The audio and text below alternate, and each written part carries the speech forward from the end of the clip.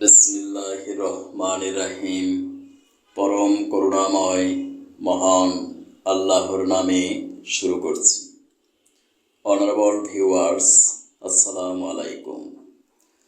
বিশ্বের যে প্রান্ত থেকে আমার আজকের স্বাস্থ্য সংবাদ অনুষ্ঠানটি দেখছেন, ডিজিটাল বায়োকেমিক মেডিকেল সায়েন্স হসপিটালের পক্ষ থেকে ডক্টরস টক টিভি 100K চ্যানেলের সকল দর্শক শ্রোতাদেরকে জানাচ্ছি আন্তরিক অভিনন্দন।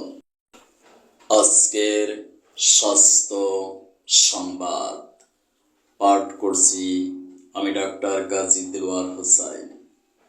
আজকের অনুষ্ঠানে আমি আলোচনা করব ক্যান্সার ইন স্টোমাক বা পাকস্থলী ক্যান্সার রোগটি সম্পর্কে।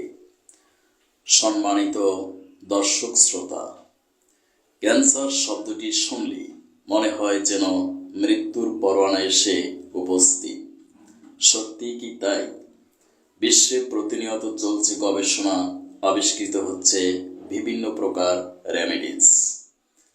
ফলশ্রুতিতে ক্যান্সার আজ পরাজিত হয়েছে চিকিৎসা বিজ্ঞান ও চিকিৎসা বিজ্ঞানীদের কাছে। পাকস্থলী ক্যান্সারের স্পেসিফিক বা সুনির্দিষ্ট কোনো কারণ আজ পর্যন্ত বিশ্বে আবিষ্কৃত হয়নি। তবে বিভিন্ন জার্নালে প্রকাশিত থিসিসের সুস্পষ্টভাবে প্রমাণিত হয় পাকস্থলীতে একরকম সুতার মতো পদার্থ জমে জমে বাড়তেই থাকে এবং এই বেড়ে যাওয়ার মধ্যে নানা রকমের অসংযুক্ত নিউক্লিয়াস সেল ক্রমশ বাড়তে থাকে। এর দ্বারা লিম্ফোটিক গ্ল্যান্ড আক্রান্ত হয়ে নানান জায়গায় একরকম নতুন টিউমার বা অর্বুদের সৃষ্টি হয় এবং সেখানে ক্ষতে পরিণত হয়। এই আলসার ধীরে ধীরে ক্যান্সার রূপ পরিগ্রহ করে বা ধারণ করে। পাকস্থলী ক্যান্সারের ক্ষেত্রে বিশেষ কিছু সিমটমস বা লক্ষণ এক্সপ্রেশন করে, যেমন পেটের সামান্য চাপ দিলেই ব্যথা বেড়ে যায়, বমি হবার পরে পেটের বেদনা কমে না, রোগ যত পুরনো হয় রোগী তত জীর্ণ শীর্ণ হতে থাকে এবং রোগী ক্রমে ক্রমে রক্তহীন হয়ে পড়ে। যেহেতু পেটে অসহ্য বেদনা থাকে, সেজন্য রোগী পেটে হাত দিতে বাধ্য হয়। রক্ত বমি হয় এবং রক্ত স্বল্পতার ভাব থাকে। বমির সঙ্গে শুধু কফির গুঁড়োর মতো পদার্থ বের হতে থাকে। বমি বমি বা ভমিটিং টেন্ডেন্সি ভাব, খাদ্য পেটে থাকতে চায় না, খেলেই বমি হয়। পেটে সর্বদা বেদনার ভাব বর্তমান থাকবে।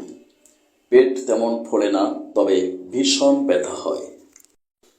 বায়োপসি করে আমরা সাধারণত ক্যান্সার ইন স্টোমাককে ডিটেক্ট করে থাকি। আমার ভিডিও দেখে অনেকেই আমার কাছে জানতে চেয়েছেন, স্যার, আপনি প্রায় আপনার ভিডিওতে বলে থাকেন ক্যান্সার, ডায়াবেটিক্স ও হৃদরোগের স্থায়ী চিকিৎসা প্রদান করছি। সত্যি কি ক্যান্সারের স্থায়ী চিকিৎসা সম্ভব? ধন্যবাদ আপনার মহামূল্যবান প্রশ্নের জন্য। গণপ্রজাতন্ত্রী বাংলাদেশ সরকার অনুমোদিত আমাদের দেশে এলোপ্যাথি, হোমিওপ্যাথি, বায়োকেমিক, ইউনানি ও হামদার্দ চিকিৎসা পদ্ধতি প্রচলিত রয়েছে। প্রত্যেকটি চিকিৎসা পদ্ধতিরই স্বকীয় সফলতা আছে এবং স্ট্রং সায়েন্টিফিক এভিডেন্স দ্বারা প্রতিষ্ঠিত। প্রত্যেকটি পদ্ধতিটি রোগ সুনিশ্চিত আরোগ্য হয়, তাতে সন্দেহ নেই। কিন্তু কোনো পদ্ধতি স্বয়ং সম্পূর্ণ নয়। তাই আমি দীর্ঘদিন গবেষণার মাধ্যমে স্থায়ী চিকিৎসা প্রদানের লক্ষ্যে মেনটেপ নামক একটি চিকিৎসা পদ্ধতি আবিষ্কার করেছি। এই পদ্ধতিতে আমি ক্যান্সার, ডায়াবেটিস, হৃদরোগ সহ প্রায় 80% রোগের সফল চিকিৎসা প্রদান করছি। বায়োকেমিক মেডিসিনের মাধ্যমে পাকস্থলীর ক্যান্সারের স্থায়ী চিকিৎসা সম্ভব, কারণ MBBS কোর্সে বায়োকেমিস্ট্রি এবং DHMS কোর্সে বায়োকেমিক নামক দুটি সাবজেক্ট পড়ানো হয়। অ্যাকর্ডিং টু বায়োকেমিস্ট্রি আমাদের মানবদেহ গঠিত হয়েছে বিলিয়ন বিলিয়ন সেল বা কোষের সাহায্যে। এই কোষগুলোর অভ্যন্তরে রয়েছে cytoplasm, protoplasm, mitochondria, Golgi body, chromosome, nucleus, DNA, RNA নামক ক্ষুদ্র ক্ষুদ্র মাইক্রো অর্গান বা পার্টিকেলস। এই ক্ষুদ্র মাইক্রো অর্গানগুলোকে সক্রিয় ও অ্যালাইভ রাখে some essential vitamins, minerals and biochemic salt.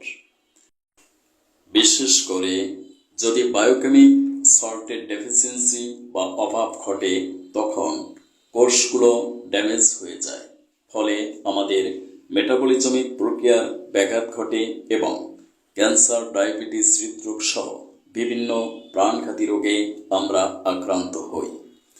যদি সূক্ষ্ম মাত্রায় বায়োকেমিক মেডিসিনগুলো প্রয়োগ করা হয় তাহলে কোষগুলো পুনরায় সজীব, সতেজ ও সক্রিয় হয়ে উঠবে, ফলে আমরা ক্যান্সার, ডায়াবেটিস, হৃদরোগ সহ বিভিন্ন জটিল কঠিন রোগ থেকে চিরমুক্তি লাভ করতে পারবো ইনশাআল্লাহ। যাদের বিশ্বাস করতে কষ্ট হয় তাদের উদ্দেশ্যে আমি একটি সায়েন্টিফিক এভিডেন্স প্রেজেন্ট করছি। আপনারা অনেকেই জানেন একটা সময় ছিল যখন গ্রাম কি গ্রাম মানুষ ডায়রিয়াতে মারা যেত। তখন ডাক্তার কিংবা সাধারণ মানুষ কারোরই জানা ছিল না 1 চিমটি লবণ, 1 মুঠো গুড় দ্বারা তৈরি খাবার স্যালাইন একটা মানুষের লাইফকে সারভাইভ করতে পারে। এখন প্রশ্ন হলো, কেন খাবার স্যালাইন পান করানোর পর ডায়রিয়া রোগীটি প্রাণে বেঁচে গেল? কারণ এই খাবার স্যালাইনের মধ্যে ছিল সোডিয়াম ক্লোরাইড বা খাবার লবণ, যা এক প্রকার বায়োকেমিক সল্ট, ন্যাট্রাম মিওর। এই ন্যাট্রাম মিওরের অন্যতম প্রধান ফাংশন হলো আমাদের দেহের ওয়াটার ব্যালেন্স রক্ষা করা, অর্থাৎ পানির ভারসাম্য বজায় রাখা।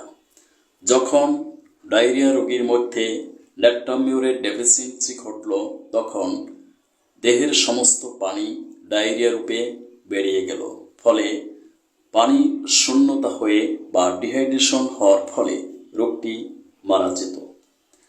যখন সূক্ষ্ম মাত্রায় এই ন্যাট্রাম মিওর লবণকে দ্রবীভূত করে পান করানো হলো তখন কোষগুলো পুনরায় সজীব, সতেজ ও সক্রিয় হয়ে উঠল, ফলে লোকটি প্রাণে বেঁচে গেল। এই এভিডেন্স থেকে সুস্পষ্টভাবে প্রমাণিত হয় বায়োকেমিক মেডিসিনের মাধ্যমে ক্যান্সার, ডায়াবেটিস, হৃদরোগ সহ বিভিন্ন প্রাণঘাতী রোগের স্থায়ী চিকিৎসা সম্ভব। স্থায়ী চিকিৎসার জন্য যোগাযোগ করুন আমার প্রতিষ্ঠিত প্রতিষ্ঠান digital biochemic medical science hospital অথবা আমার chamber Lalbagh diagnostic centre 195/1/1 JL Shah road, Amligola, Lalbagh, Dhaka. সিরিয়ালের জন্য যোগাযোগ করুন 01712937056। সিরিয়াল ছাড়া কোনো রোগী দেখা হয় না। Thank you for watching my video.